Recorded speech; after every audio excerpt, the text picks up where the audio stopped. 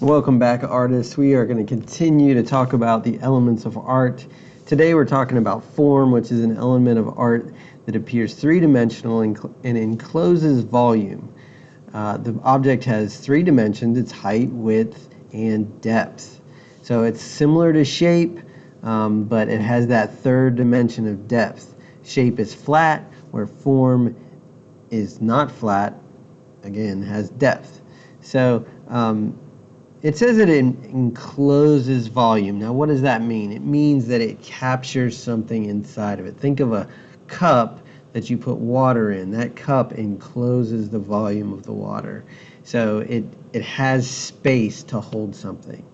That's what encloses means. So let's take a minute and just look at this work of art by Wayne Tybald.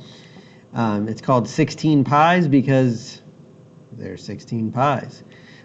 Very simple work of art as far as the content, but the way that he's captured form in these 16 pieces of pie is absolutely wonderful. If you like pie, that probably makes you pretty hungry for pie. I like pumpkin pie in particular, and so that makes me want some pie. But he's done a great job. Look at how you can tell where the light source is coming from. The light is hitting the tops of these pies. You can see that the tops all are the brightest spots on each pie, right? And then on the side, you can tell it's not quite as bright. It's a little bit more of a mid-tone.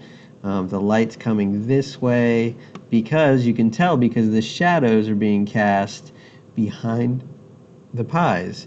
And one of the things I really like about this work of art is that just like we looked at Van Gogh when we were talking about color, he did this, excuse me, Tybald does the same thing by using blue for his shadows.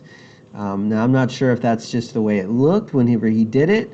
Not sure if there's some blues in these plates and it's bringing the shadows, bring out the blues, or if he just chose to use blue as a contrasting color to make the pies pop out a little bit more, look a little more colorful, a little more vibrant, a little more delectable.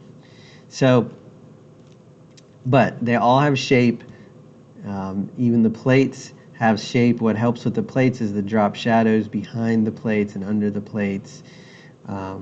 So, great work of art there. If we move on, we can see here that now this is what I was talking about initially, that shape or form, excuse me, can be shown either by realistic over here to the right. This is actually a picture of a sculpture that is three-dimensional. You can touch it. You can see easily that it has height, width, and depth.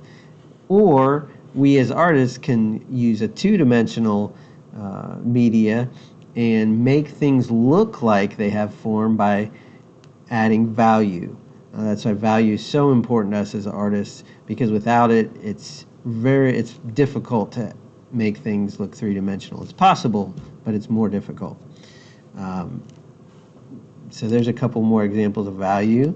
And then, whoops, if we look at the types of form, there are open forms, and all that means is, like, look at this work of art that looks like kind of like a candle flame or something all made out of steel. You see how it's open in the middle? Like I could put my hand through there, my arm through there. This is a very big work of art if you look at the fence posts in the background.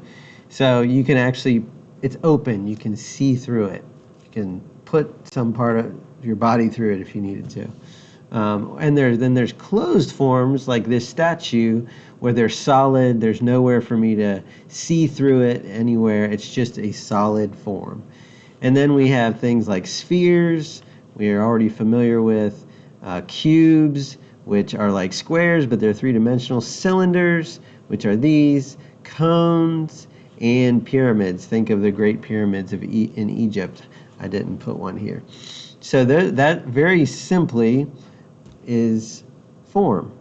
Now, if I make myself disappear here, our theme this week for our sketchbooks is food. We always do food for our form sketchbooks just because it's very satisfying to draw food. Not the easiest thing in the world, but make sure that your food has form. Let me show you. Here is a work of art I did of some food. There's a plate, there's the table, you can see the drop shadow, you can see the shadows on my plate. The waffle has depth to it because there's the different values inside of the little squares. There's sausage over here. There is even the syrup, because of the way I drew it, you can tell is risen up off the plate. It's not flat, it has some depth to it. It might not be a lot of depth, but it does have some. So there's an example of a food drawing you can do. Enjoy being creative with that. And again, form is our element of art.